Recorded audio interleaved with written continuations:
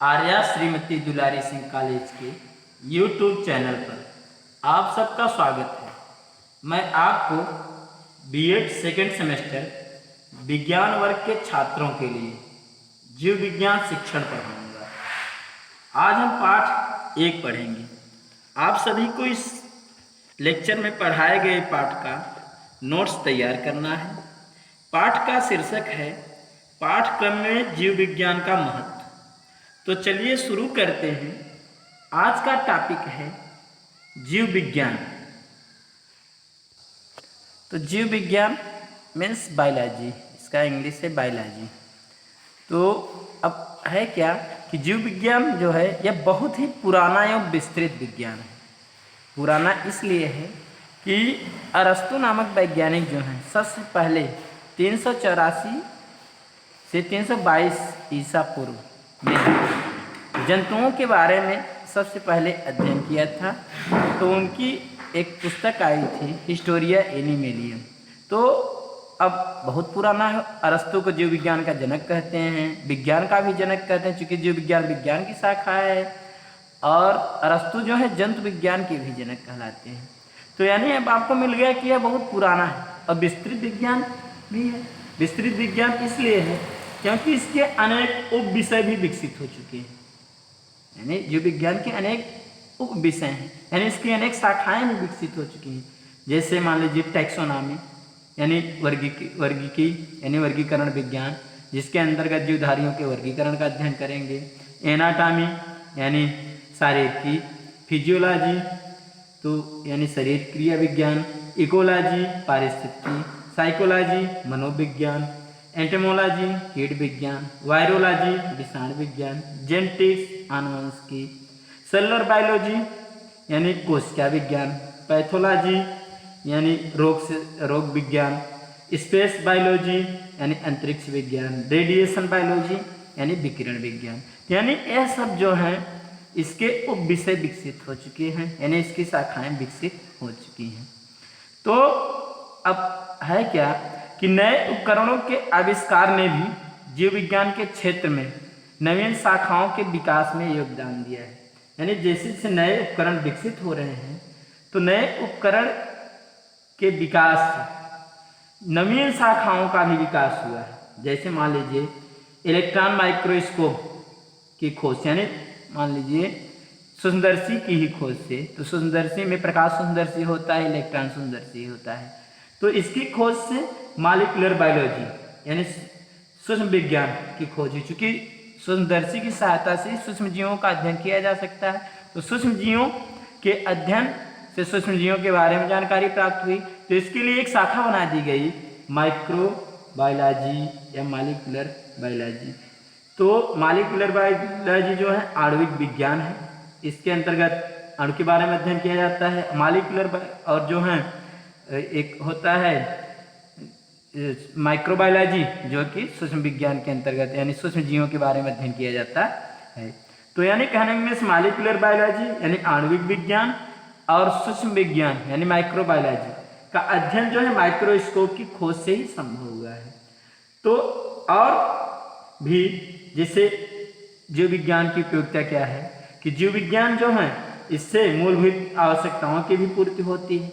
जैसे रोटी, कपड़ा, मकान, इनकी भी तलाश में अनेक प्रायोगिक विषय का भी जो है विकास हुआ है। तो जिससे मान लीजिए कृषि का भी विकास हुआ है, चिकित्सा का भी विकास हुआ है, उद्यान का भी विकास हुआ है, और जो है यूजेनिक्स का भी विकास हुआ। तो यूजेनिक्स में क्या करते हैं कि मानव की भलाई के लिए इसका विज्ञान है। जैसे मानव जाति की भलाई के लिए उनके आनुवंशिक लक्षणों में सुधार किया जाता है। तो यूजेनिक्स के तो यानी मूलभूत आवश्यकताओं की भी पूर्ति जो है जीव विज्ञान से होती है। तो जीव विज्ञान को तार्किक रूप से वनस्पति एवं जंतु में विभाजित नहीं किया जा सकता। जो जीव विज्ञान है इसको तार्किक रूप से यानी वनस्पति एवं जंतु में विभाजित नहीं किया जा सकता। क्यों नहीं किया जा सकता है? क्योंकि जो दोनों की जो रचना होती है वह कोशिकाओं से बनी होती है। यानी दोनों की मूलभूत इकाई संरचना क्या होती है? कोशिका होती है। और दोनों के ही जो कार्य होते हैं, कार्य की भी इकाई जो होती है कोशिका होती है। यानी ये दोनों जो हैं एक दूसरे पर आश्रित होते हैं। तो जो जंतु हैं और पौधे होते हैं वह एक दूसरे पर आश्रित, पौधे जो हैं प्रकाश संश्लेषण करते हैं, CO2 को ग्रहण करते हैं, फिर पौधे जो होते हैं O2 को छोड़ते हैं जिसको जंतु ग्रहण करते हैं। यानी कहने में से दोनों एक दूसरे पर आश्रित होते हैं, यानी तार्किक रूप से इनको विभाजित नहीं किया जा सकता। और आकार की, शरीर की, आकार की और आनुवंशिकी का अध्ययन इनका अलग अलग रूप में भी नहीं किया जा सकता। यानी शरीर की शरीर रचना के बारे में और जो है आकार की बाह्य संरचना और आंतरिक संरचना जो भी है कोशिका का, और कोशिका की जो आनुवंशिकी है उसका भी अध्ययन पृथक रूप से नहीं किया जा सकता। तो जीव विज्ञान की परिभाषा है कि विज्ञान की वह शाखा, चूंकि जीव विज्ञान है विज्ञान की शाखा है, जो जीवित प्राणियों और वनस्पतियों के द्रव्य यानी रासायनिक पदार्थ और उनसे जो उत्पन्न ऊर्जा है यानी ऊर्जा का अध्ययन करती है, जीव विज्ञान कहलाती है। वैसे तो आप साथ में कह सकते हैं कि विज्ञान की वह शाखा जिसके अंतर्गत जंतुओं और पौधे के बारे में अध्ययन किया जाता है, जीव विज्ञान कहलाता है। तो यहाँ जंतु और पौधे के द्रव्य यानी जो उनके रासायनिक पदार्थ है जिनसे उनका निर्माण हुआ है और उनसे जो उत्पन्न ऊर्जा होती है, कैसे ऊर्जा उत्पन्न हो रही है, यह सब जो है या उनकी ऊर्जा का भी अध्ययन करते हैं, जीव विज्ञान कहलाता है। तो जीव विज्ञान के बारे में आपको बताए। अब आगे है जीव विज्ञान के या विज्ञान शिक्षण के उद्देश्य, यानी जीव विज्ञान शिक्षण के क्या उद्देश्य हैं, यानी इसके एम्स क्या हैं। तो विज्ञान शिक्षण के 3 उद्देश्य, निम्न 3 प्रमुख उद्देश्य हैं। पहला, जीवित संसार को समझना और उसके प्राणियों की एक दूसरे पर निर्भरता, तो यानी के बारे में जानना। तो है क्या कि जीव विज्ञान के अध्ययन से ही इस संसार में जो पाए जाने वाले जीवधारी हैं, समस्त जीवधारियों के बारे में जानकारी प्राप्त होती है और एक दूसरे से कैसे निर्भर हैं जीव जातियाँ, उसके बारे में जो है जीव विज्ञान के शिक्षण से पता चलता है। दूसरी बात है जैव वैज्ञानिक विधियों के उपयोग का प्रशिक्षण। तो जो जैव वैज्ञानिक विधि है कि जिससे मान लीजिए किसी चीज़ की खोज करना है तो और उसके बारे में प्रयोग करना है, फिर इसका निरीक्षण करना है, इन सब और उसका क्या परिणाम हो रहा है, इन सब विधियों का अध्ययन ही भी जीव विज्ञान के अंतर्गत किया जाता है। यानी कहने में इसका यह उद्देश्य भी है कि जैव वैज्ञानिक विधियों के उपयोग का भी प्रशिक्षण हो सके। फिर तीसरा है जैव वैज्ञानिक दृष्टांत, घटनाओं के तथ्य, वैज्ञानिक अभिवृत्ति का विकास, यानी जितनी भी जीव जातियाँ होती हैं उनमें क्या क्या घटनाएं हो रही हैं उनके प्रति जो हैं छात्रों में वैज्ञानिक अभिवृत्ति का विकास करना होता है, यानी उनके अंदर वैज्ञानिक दृष्टिकोण उत्पन्न हो। यह जो है विज्ञान शिक्षण के उद्देश्य हैं। अब अगला टॉपिक है स्वतंत्रता के पश्चात विज्ञान की शिक्षा का भारत में विकास, यानी स्वतंत्रता के बाद जो है विज्ञान की शिक्षा का भारत में क्या विकास हुआ। तो हुआ क्या कि भारत को जैसे स्वतंत्रता मिली तो स्वतंत्रता मिलने पर शिक्षा की ओर ध्यान दिया गया। तो इस दिशा में क्या हुआ कि इंग्लैंड का ही अनुकरण किया गया, लेकिन जो प्रगति हुई बहुत धीमी धीमी हुई। तो इसमें क्या हुआ कि स्वतंत्रता के पश्चात सन 1953 में प्रकाशित सेकेंडरी एजुकेशन कमीशन की रिपोर्ट के अनुसार हाई स्कूल तथा उच्चतर कक्षाओं में सामान्य विज्ञान को अनिवार्य विषय के रूप में संस्कृत की गई।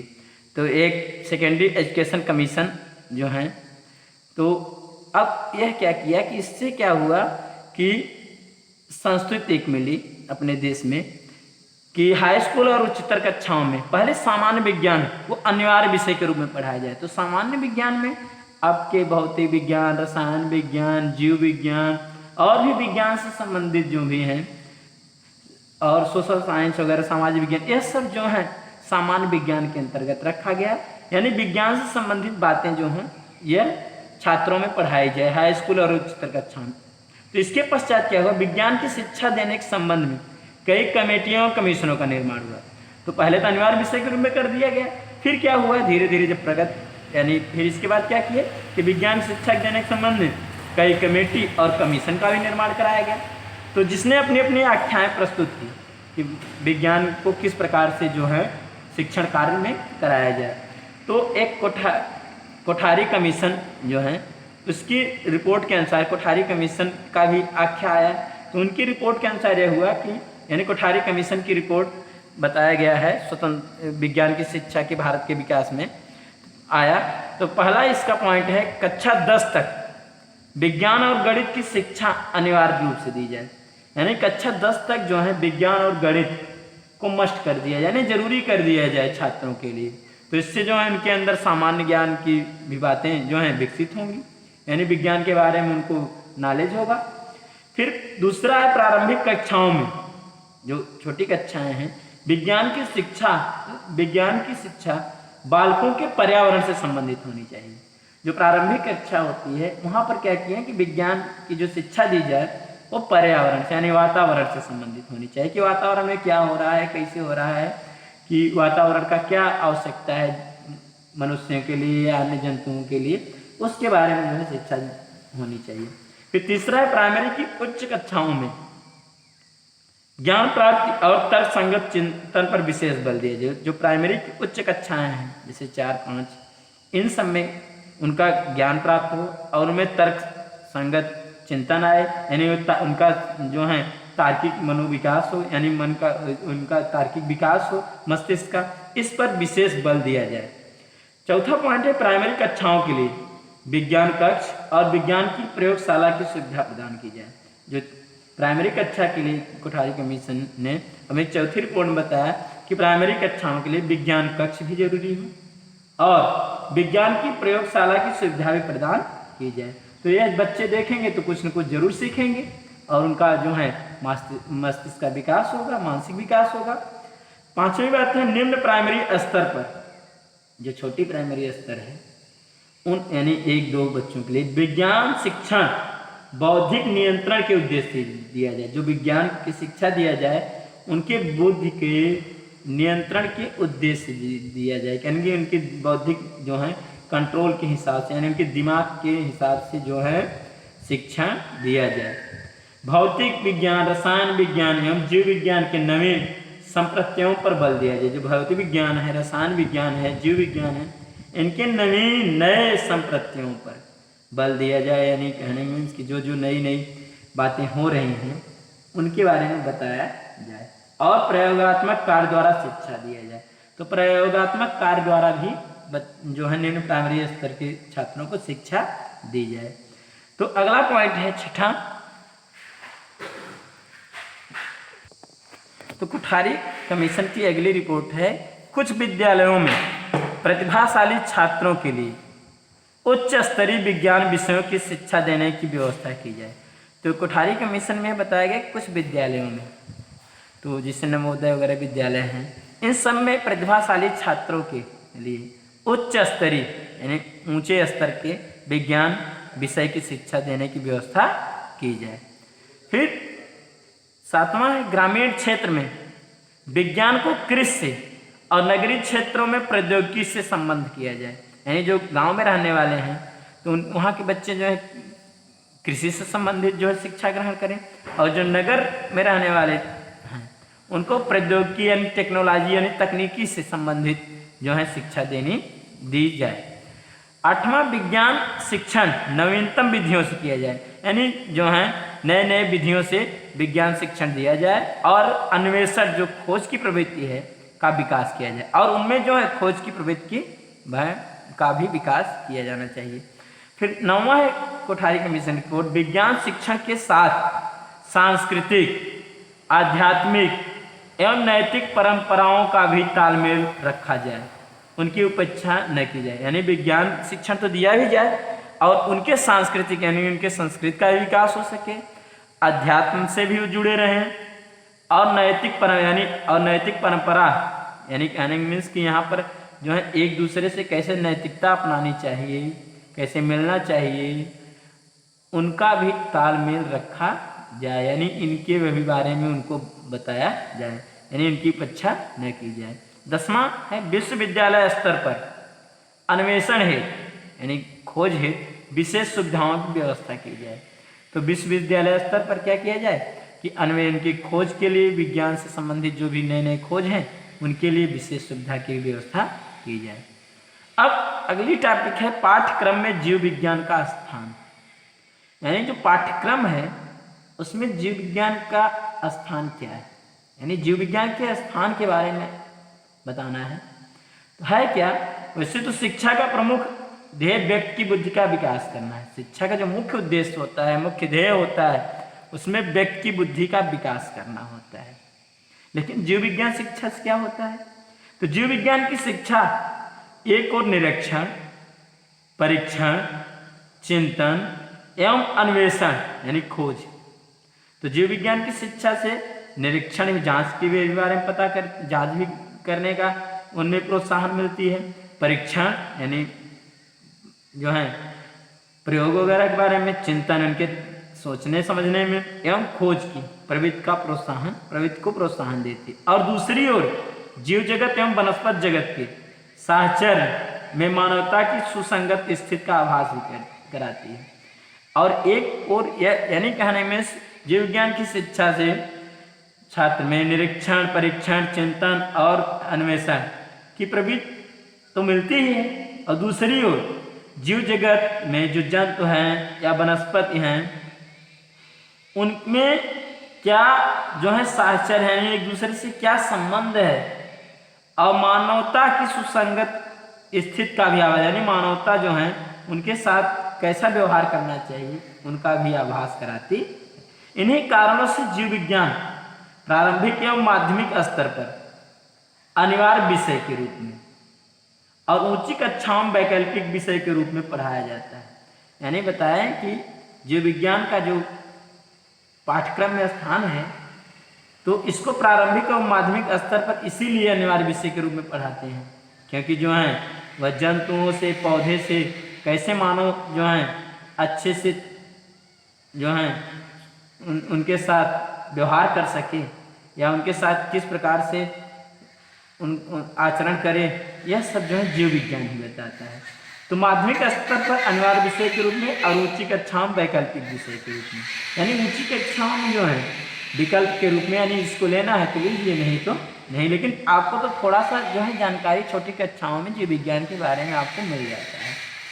जीव विज्ञान हमारे दैनिक जीवन के कार्यों में विशेष उपयोगी है, क्योंकि जो जीव विज्ञान होता है वह दैनिक जीवन के कार्यों में बहुत उपयोगी है। रेशम कीट पालन करेंगे रेशम प्राप्त होते हैं, शहद पालन से शहद प्राप्त होता है, कपास की खेती करेंगे तो कपास से कपड़े वगैरह बनते हैं। यानी कहने में जीव विज्ञान जो है बहुत सारे उपयोग हैं तो जीव विज्ञान के, और इससे अनेक लाभ हैं।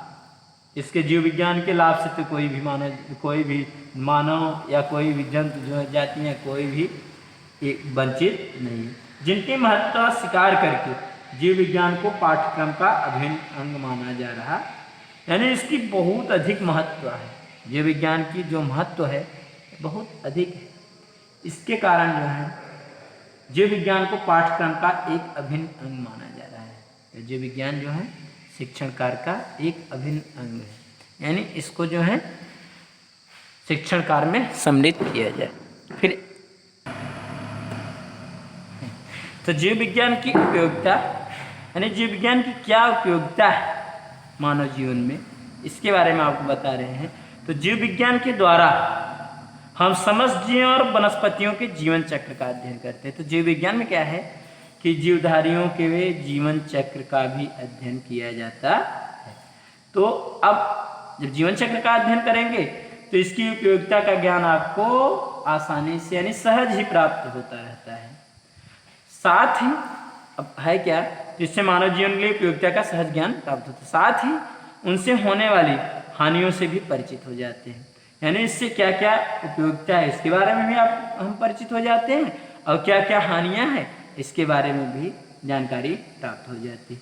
यानी हमने भी आपको बताया कि जीव विज्ञान से क्या उपयोग है, जीव विज्ञान की क्या उपयोग है। पहली बात आपको बताएं कि रेशम कीट पालन से रेशम, और मधुमक्खी पालन से जो है शहद प्राप्त होता है, कपास खेती करेंगे तो कपास मिलता है, और भी जो है फसल वगैरह उगाते हैं अनाज प्राप्त करने के लिए। तो कहने में जीव विज्ञान का हम मानव जीवन में बहुत उपयोगी है।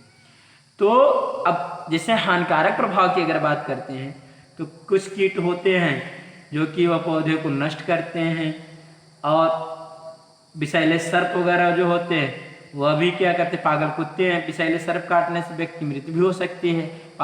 पागल कुत्ते के काटने से जो है रेबीज रोग हो सकता है। कहने में जो है इससे बहुत सारी हानियां होती हैं। तो यह सब परिचित होते हैं किससे, जीव विज्ञान के अध्ययन से ही। यानी जीव विज्ञान की उपयोगिता जो है मानव जीवन में अधिक है।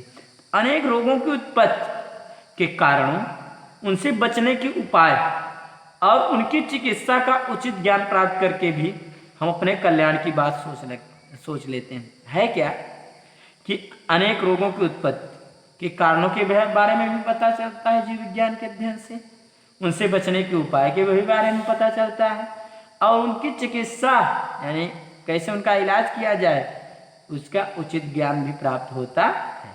तो ये सब जो है अध्ययन करके अपने कल्याण की बात जो है मानव सोच सकता है। जिससे मान लीजिए आपको बताएं कि बहुत सारे रोग जो हैं वह जीवाणु द्वारा भी होते हैं, वायरस द्वारा भी होते हैं।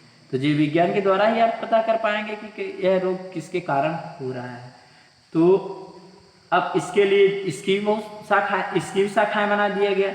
यानी जीवाणु से रोग से संबंधित जीवाणुओं के बारे में अध्ययन के लिए बैक्टीरियोलॉजी, और विषाणुओं के अध्ययन के लिए वायरोलॉजी, इसी प्रकार कीट के अध्ययन के लिए जो है एंटोमोलॉजी यानी कीट विज्ञान। तो इस प्रकार से जो है अनेक शाखाएं जो है जीव विज्ञान की हैं, जो कि हमें रोगों के कारण, उनसे बचाए और चिकित्सा का ज्ञान देता है। तो इस प्रकार जीव विज्ञान का ज्ञान हमारे जीवन में उपयोगी एवं महत्व का विषय है। तो जीव विज्ञान जो है हमारे जीवन में बहुत उपयोगी है। यानी जीव विज्ञान की उपयोगिता जो होती है के बिना जीव विज्ञान के जो है मानव जीवन अधूरा है। यानी कहने मीन्स कि अब आप इतना समझ लीजिए कि विभिन्न जैसे पौधे से विभिन्न खाद्य सामग्री, अनाज, तेल, चीनी, फल, सब्जी आदि, यह सब वनस्पति विज्ञान के ज्ञान से है। इसके उपयोग के बारे में आप पता कर सकते हैं। जंतु विज्ञान का अध्ययन करेंगे तो बहुत सारे रोग के बारे में, जैसे अमीबाइसिस जो है होता है, डिप्थीरिया रोग है, क्षय रोग है, यौन रोग है, और बहुत सारे रोग जो हैं यह जीव विज्ञान के, और इनके रोग के क्या हानिकारक प्रभाव हैं, इनका निदान कैसे किया जा सकता है, यह जीव विज्ञान के अंतर्गत प्राप्त ज्ञान से ही पता चलता है। आगे टॉपिक है जीव विज्ञान की व्यावसायिक उपयोगिता। यानी जीव विज्ञान का व्यवसाय में क्या उपयोगिता है, यानी इससे कैसे जो है जीव विज्ञान के से लोग इनकम कर सकते हैं, क्या जो है कैसे ये अपने आर्थिक महत्व में इसका उपयोग कर सकते हैं। तो जीव विज्ञान विभिन्न व्यवसायों के लिए आवश्यक आधारभूत ज्ञान प्रदान करता है। तो जीव विज्ञान जो होती हैं के द्वारा बहुत सारे व्यवसाय भी स्थापित हो सकते हैं। तो उसके लिए यह आधारभूत ज्ञान प्रदान करता है। तो बिना जीव विज्ञान के अध्ययन से बहुत सारे कुछ व्यवसाय जो आगे आपको देंगे वह नहीं प्राप्त किया जा सकता। जैसे चिकित्सक यानी जो डॉक्टर है, वैद्य जो कि जड़ी बूटी की दवा देते हैं, ये भी हैं। तो जीव विज्ञान अध्यापक, जो अध्यापक टीचर बनते हैं जीव विज्ञान के, उनकी बात कर रहे हैं। स्वास्थ्य निरीक्षण, जो स्वास्थ्य का निरीक्षण करने वाले होते हैं, सीएमओ वगैरह, आदि पदों पर भर्ती करते समय जीव विज्ञान के ज्ञान पर निश्चित रूप से विचार किया जाता है। यानी इनकी भर्ती में जीव विज्ञान का महत्व अधिक है। यानी इनकी भर्ती जब इनकी होती है तो उस समय जो होते हैं देखते हैं कि बायोलॉजी पढ़ा है कि नहीं पढ़ा है, ये सब बातें होती हैं। फिर वन विभाग की विभिन्न पदों पर, वन विभाग की विभिन्न पदों पर नियुक्ति के लिए भी जीव विज्ञान की शिक्षा आवश्यक मानी जाती है। तो वन विभाग चूंकि उसमें पेड़ पौधे के बारे में जानकारी होनी चाहिए, इसलिए जो पेड़ पौधे जो होते हैं संबंधित होते हैं जीव विज्ञान से ही। तो जीव विज्ञान की दो शाखाएं, जंतु विज्ञान, वनस्पति विज्ञान, तो है तो जीव विज्ञान के ही अंतर्गत। यानी वन विभाग में पदों पर नियुक्ति के लिए, अलग अलग पदों पर नियुक्ति के लिए भी जीव विज्ञान की शिक्षा को आवश्यक माना जाता है। डॉक्टरों के सहायक के रूप में काम करने वाले पुरुषों, तो डॉक्टरों के सहायक के रूप में काम करने वाले पुरुष कौन है? जैसे कंप्यूटर है, वार्ड बॉय है।